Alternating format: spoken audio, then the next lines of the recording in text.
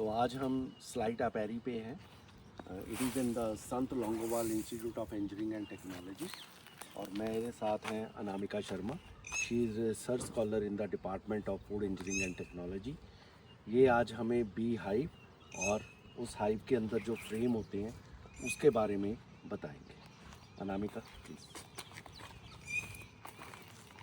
तो सबसे पहले हम देखते हैं कि जो मधुमक्खियां हैं वो अपना छत्ता कैसे बनाती हैं और कहाँ बनाती हैं। आज हम उसके बारे में बात करेंगे। तो ये हमारे पास सबसे पहले है मधुमक्खियों का छत्ता, जिसे हम बी हाइव भी कहते हैं। इसको बी हाइव के अलावा इसको हम बोलते हैं लैंगस्ट्रोथ हाइव, जिसका नाम वैज्ञानिक लोरेंजो लोरेन लैंगस्ट्रोथ के नाम पर रखा गया है। ये जो बी हाइव है ये एक वुडन बॉक्स से बना है, जिसमें हम यूज़ करते हैं पाइन वुड जैसी वुड का हम इस्तेमाल करते हैं। ये जो वुड है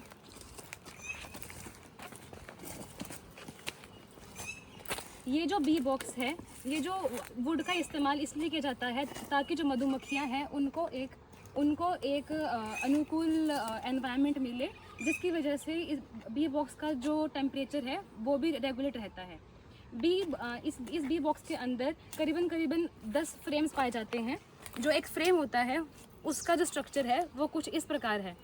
इस फ्रेम के अंदर हमारे पास वायर्स होती हैं और इन वायर्स को हम सील करते हैं इस वैक्स शीट के साथ। तो जो मधुमक्खियां हैं वो अपना छत्ता इस वैक्स शीट के ऊपर बनाती हैं। ये जो वैक्स शीट है, अब हम देखते हैं इसके बाद जो मधुमक्खियां हैं वो कैसे एक फ्रेम पर अपना छत्ता बनाती हैं।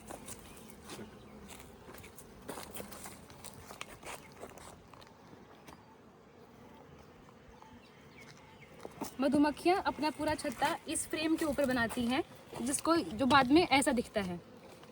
अब जो मधुमक्खियां हैं इस छत्ते को बनाती हैं। जो क्वीन बी होती हैं वो इस छत्ते के अंदर अपनी एग लेइंग करती हैं, ब्रूड की डेवलपमेंट होती है।